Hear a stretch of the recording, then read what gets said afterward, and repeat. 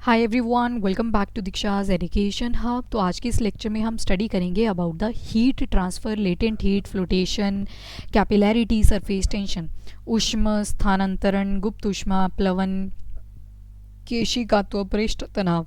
तो ये कुछ टॉपिक्स हैं जो कि फिज़िक्स में इंपॉर्टेंट है। छोटा सा चैप्टर है पर जितनी भी टर्म्स हैं इसके अंदर वो सभी आपको पता होनी चाहिए। तो स्टार्ट करते हैं फर्स्ट ऑफ ऑल हीट के साथ। देखो, हीट जो है एक तरह की एनर्जी है, हमारे पास एक तरह की ऊर्जा है जो कि ट्रांसफ़र होती है एक सब्सटेंस से दूसरे सब्सटेंस के पास डिफरेंट डिफरेंट टेम्परेचर पे। एग्जांपल लेते हैं, आपने आग जलाई, यहाँ पे आग जलाने के बाद यहाँ पे एक आयरन रॉड लगा दी, तो आयरन रॉड इस पॉइंट से गर्म होना शुरू करेगी, आगे आगे आगे मतलब हाई टेम्परेचर की तरफ से लो टेम्परेचर की तरफ चलेगी ताकि पूरी की पूरी रॉड जो है वो गर्म हो जाए, राइट। तो हीट क्या है? एक तरह की एनर्जी है जो कि ट्रांसफ़र होती है दो ऑब्जेक्ट्स के बीच में एट डिफरेंट टेम्परेचर्स। जो डायरेक्शन रहती है एनर्जी फ्लो की वो हमेशा हाई टेम्परेचर से लो टेम्परेचर की तरफ को रहेगी। फॉर एग्जांपल, आजकल सर्दियां हैं, विंटर सीजन है, तो आप एग्जांपल कंसीडर कर सकते हो कि आप आग सेकने के लिए बैठ के, जब आप आग सेकने के लिए बैठते हो तो आपके हाथ बिल्कुल ठंडे हैं पर आग तो गर्म हो रखी है ना। तो आग के पास में जब आप आते हो, अपने हाथ आगे लगाते हो, देन यू विल फील कि हाई टेम्परेचर से लो टेम्परेचर कहाँ पे था? आपके हाथों पे। तो हाई टेम्परेचर से लो टेम्परेचर की तरफ ये जो हीट होती है ये फ्लो करती है। तो ऐसा ही यूनिट अगर देखोगे हीट के, तो ये भी जूल है। जूल किसकी थी? और वर्क की भी थी, ठीक है। वर्क की पढ़ी थी हमने, याद करो वर्क जब पढ़ा था तो उसकी भी हमने क्या पढ़ी थी? जूल्स पढ़ी थी। तो ये जो सारी चीज़ें हैं, जूल जो होता है ये किसके बराबर आएगा यहाँ पे? तो यहाँ पे है 1 न्यूटन मीटर और डिवाइडेड बाय सेकेंड स्क्वायर, यानी कि टाइम की बात हो रही है। ये तो खैर आपने पूरा याद नहीं करना, पर यहाँ पे यूनिट याद रख लो अभी के अभी कि हीट की यूनिट कितनी आएगी। तो हीट की unit is joules. Even calories में भी हम बात कर लेते हैं कई बार, तो एक कैलोरी जो होती है वो 4.18 जूल्स के बराबर होती है। अब इसमें कुछ तीन मेथड्स होते हैं, conduction, convection, radiation. Conduction, convection, radiation को समझने के लिए इस इमेज को देखते हैं। ये देखो, ये कोई इंसान है, एक तो सूर्य की किरणें इसको फील हो रही हैं, तो जो सूर्य से किरणें आ रही हैं वो एग्जाम्पल है आपकी रेडिएशंस का। उनको हम क्या बोलते हैं? रेडिएशन। जब सूर्य की किरणें धरती पे आती हैं तो क्या उसको कोई मीडियम चाहिए होता है? क्या उसको कोई बॉक्स में डाल के वो भेजनी पड़ती है रेडिएशन? नेवर। तो जो रेडिएशन होती है इसमें कोई भी मीडियम रिक्वायर्ड नहीं होता और डायरेक्टली सोर्स से किसके पास मिल जाती है? ये जो टारगेट होता है, सोर्स बोलो या फिर जिसको चाहिए होती है वो energy.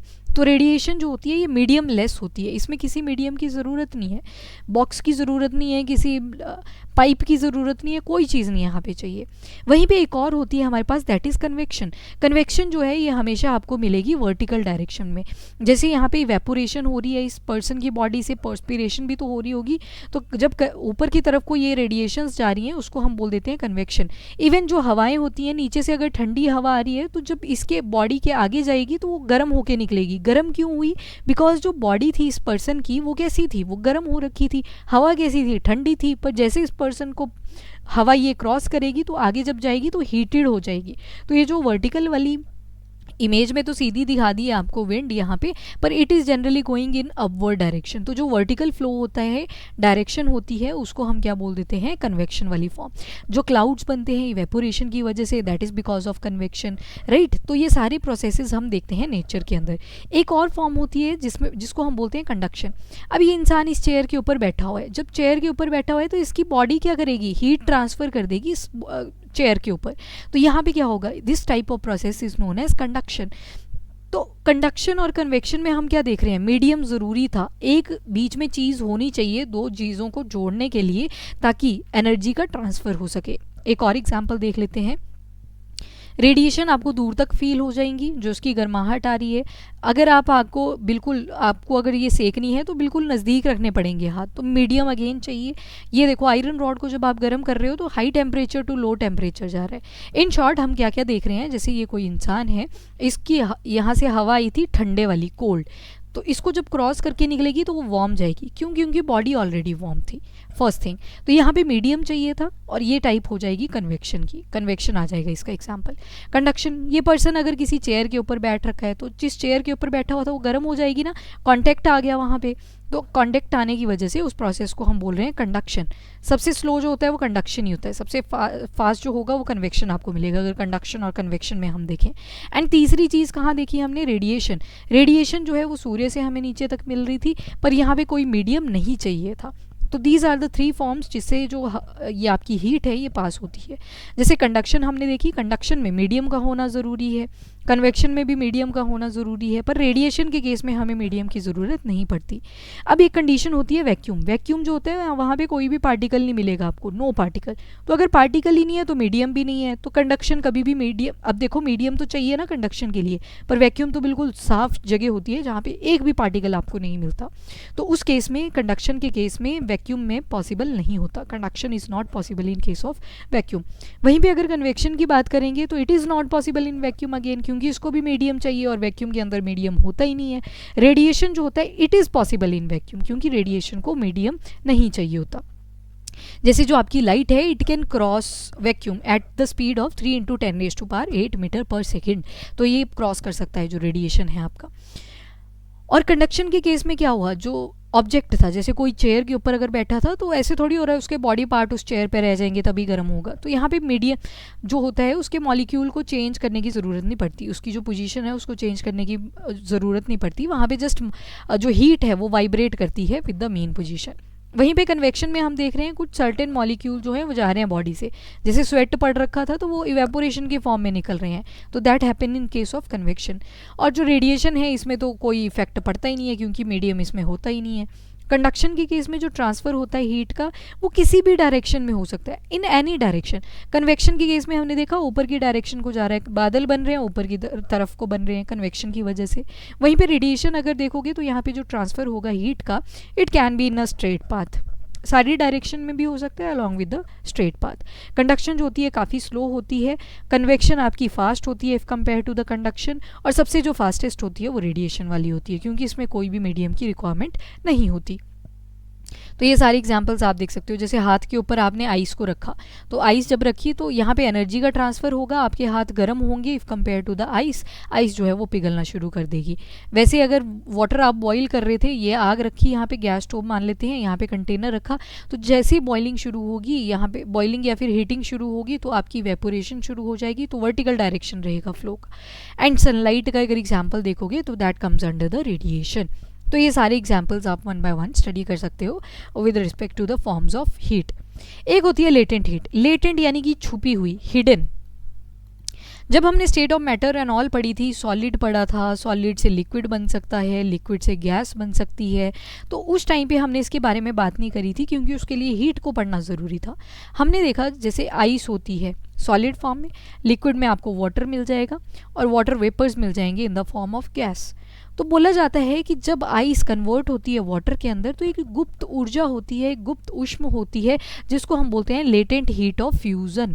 Latent heat of fusion जो है वो सॉलिड को लिक्विड में कन्वर्ट करने में हेल्प करता है।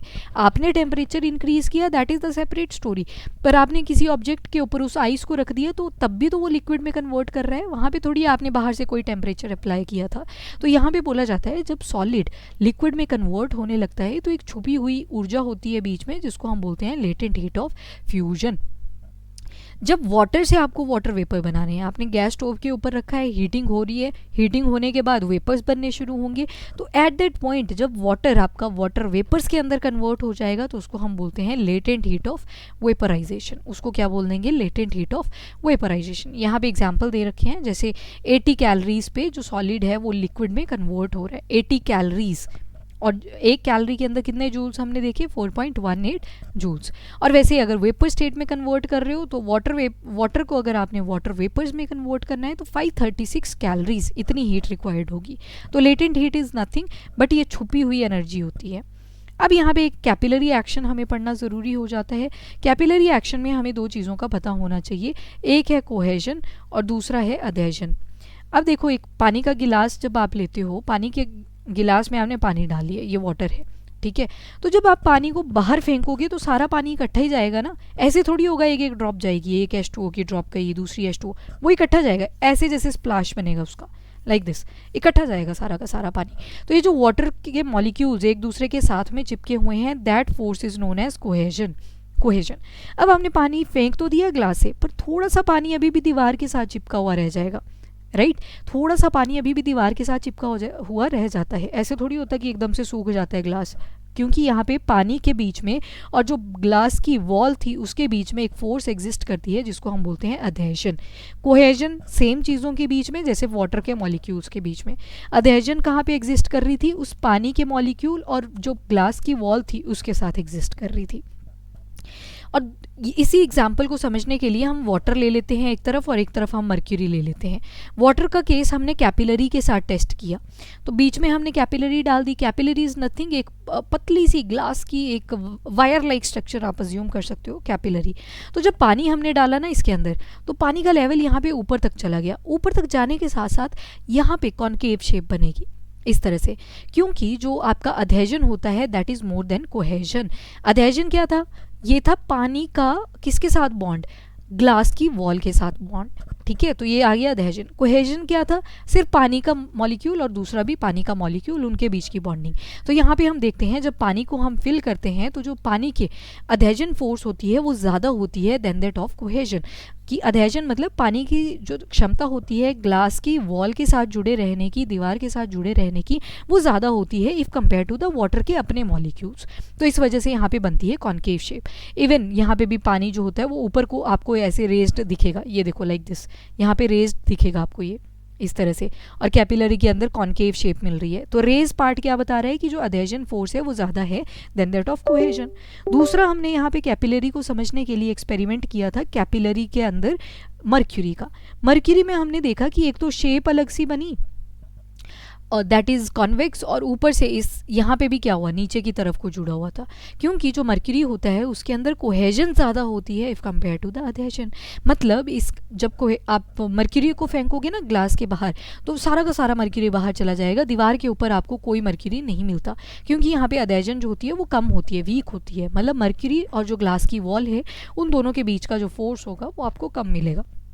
इसी वजह से यहाँ पे जो शेप बन के आती है that is convex in nature, क्योंकि cohesion is more strong than that of adhesion. तो इसी वजह से नीचे की तरफ को दिखाया हुआ है कि जो कोहेजन है यहाँ पे वो ज़्यादा स्ट्रॉन्ग है इफ़ कंपेयर टू द अधेजन। तो वाटर के केस में हमने क्या देखा? अधेजन ज़्यादा थी। वाटर, एक तरफ वाटर का कैपिलरी एक्शन देख लेते हैं, एक तरफ मर्क्यूरी का देख लेते हैं, उससे आपको बेटर अंडरस्टैंडिंग आ जाएगी। वाटर के केस में क्या मिला हमें? अधेजन ज़्यादा थी कोहेजन से, यानी कि वाटर और जो ग्लास की वॉल थी उन दोनों के बीच का जो फोर्स था वो ज़्यादा स्ट्रॉन्ग था वाटर और वाटर के मॉलिक्यूल के कंपैरिजन में। पर मर्क्यूरी के केस में कोहेजन ज़्यादा आई है हमारे पास अधेजन से, यानी कि जो मर्क्यूरी के अपने मॉलिक्यूल्स थे, पारे के जो अपने मॉलिक्यूल्स थे, उसमें ज़्यादा स्ट्रॉन्ग फोर्स थी इफ़ कंपेयर टू द जो ग्लास की वॉल थी। पहला डिफरेंस। दूसरा, शेप क्या क्या आई? तो शेप में हमने देखा वाटर के केस में जो शेप बनी वो अवतल आकार की थी, कॉन्केव शेप की थी, और दूसरी तरफ जब हमने देखा तो उत्तल आकार था, यानी कि कॉन्वेक्स शेप बना मर्क्यूरी के केस में। तो this is the difference that you should know about the capillary action. Capillary action से हमें पता चलता है कि अट्रैक्शन कहाँ पे हो रही है और रिपल्शन कहाँ पे हो रही है, कितने कहाँ पे ज़्यादा अट्रैक्शन है और कहाँ पे वीक अट्रैक्शन है। एक होता है लॉ ऑफ फ्लोटेशन। कोई भी चीज़ पानी के ऊपर फ्लोट करेगी, पानी में बीच में जैसे रहेगी या फिर डूब जाएगी, that is decided by the law of flotation. Example, अगर जो ऑब्जेक्ट का वेट था वो बायंट फोर्स से ज़्यादा था, ऑब्जेक्ट का जो वेट है वो बायंट फोर्स कहाँ लगेगी? पानी के अंदर लगेगी। तो अगर बायंट फोर्स से ज़्यादा था ऑब्जेक्ट का वेट तो वो चीज़ डूब जाएगी। ऐसे याद रखो, भारी चीज़ें डूब जाएगी। तो बायंट फोर्स से अगर ज़्यादा था वेट ऑफ ऑब्जेक्ट तो वो चीज़ यहाँ पे डूब जाएगी, फर्स्ट थिंग। दूसरी चीज़ है कि अगर वेट ऑफ ऑब्जेक्ट जो था वो कम था बायंट फोर्स से, तो अगर कम होगा तो उस केस में जो ऑब्जेक्ट है आपका वो तैरता रहेगा, फ्लोट करता रहेगा।